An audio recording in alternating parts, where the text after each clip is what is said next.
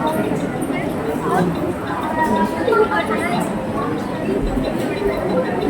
माझे नाव सांगवी प्रमोद मुनकर. माझ्या शाळेचे नाव जी.प. पूर्ण प्राथमिक शाळा पूर्णगड नंबर 1.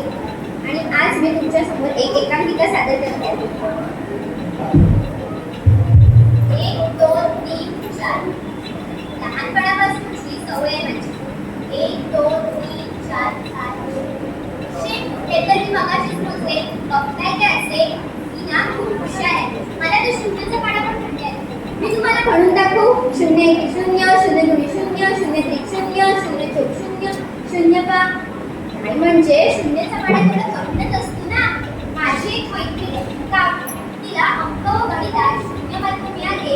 तिची आई तिला म्हणते, अगं ए काव्या, खरं नाही का म्हणते, बाकीचे कुठलेही पाडे तोंडपाठ नसतील तर चालेल, पण शून्याचा पाडा हा पाठ हवाच.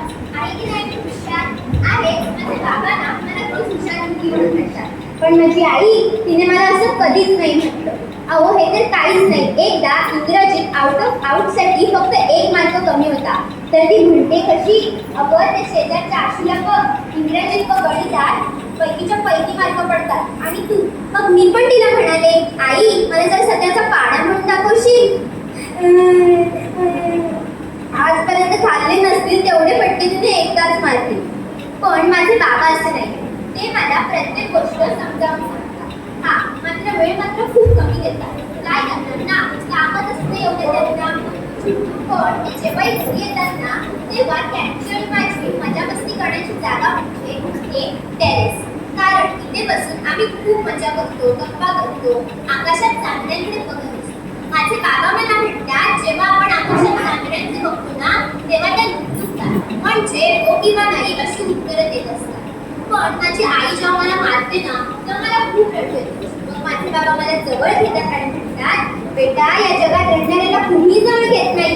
अगदी देव बाप्पाला सुद्धा अशी माणसं आवडत नाही. मग मी आता ठरवले, रडायचं नाही. हा म्हणजे देव बाप्पाला मी आवडले नाही तरी चालेल, पण माझ्या बाबांना मी आवडलेच पाहिजे. अहो हे तर काहीच नाही. माझे बाबा जेव्हा इथे येतात ना, तेव्हा माझ्यासाठी खूप सारा खाऊ घेऊन येतात. हा पण येतो म्हणून येत नाहीत ना, तेव्हा मला त्यांचा खूप राग येतो. 1 दिवस होतात, 2 दिवस होतात, 3 दिवस होतात आणि 4थ्या दिवशी कुठे ती हाय करते. शिव मग मी त्यांच्यावर रागवली आहे हे पण विसरते आणि पटकन त्यांच्या जवळ जाते. तेव्हा पण बाबा घरी येतात.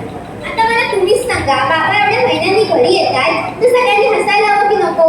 पण ही आई बघा ना, नुसती सकाळपासून रडते. तेवढ्यात दरवाजाची बेल वाजली. मी जाणारच त्यात आईने मला थांबवलं. त्या रात्रीमध्ये ते काका काकी आले होते. त्यांच्याबरोबर खूप सारी माणसे. त्यांच्याकडे ना एक लांब अशी मोठी पेटी होती. त्या पेटीतून त्यांनी एका पांढऱ्या कपड्यात घुमलेल्या माणसाला लावलं. हे बघून आई खूप रडत होती. जमलेली काका काकी मामा हे खूप रडत होते. मला खूप भीती वाटत होती. बाबा येणार होते ना. हे बाबा काकी कुठे आहेत बाबा. आणि त्या व्यक्तीला बघून बाबाला नावाने रडत होते. म्हणजे त्या बाबांना रडलं होतं का, पण का, असे सगळे प्रश्न ना मला पडत. पण या सगळ्या प्रश्नांची उत्तरं देणाऱ्या माझ्या बाबांना ते लोक घेऊन जाते. बाबा थांबा ना, बाबा मला तुझ्याशी खूप बोलायचंय. बाबा बाबा थांबा ना.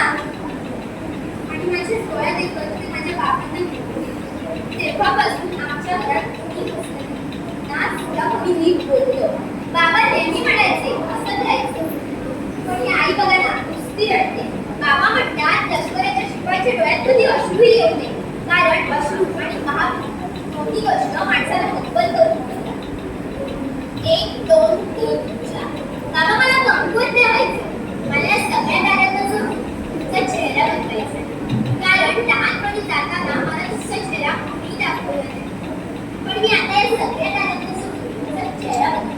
तेवढ्यात एक चांगली मुलगी ती मला हो म्हणाली, आई लवकर ये, आई बाबा आले, आई लवकर ये ना. तुम्ही थांबा, मला तुमच्याशी खूप बोलायचं. बाबा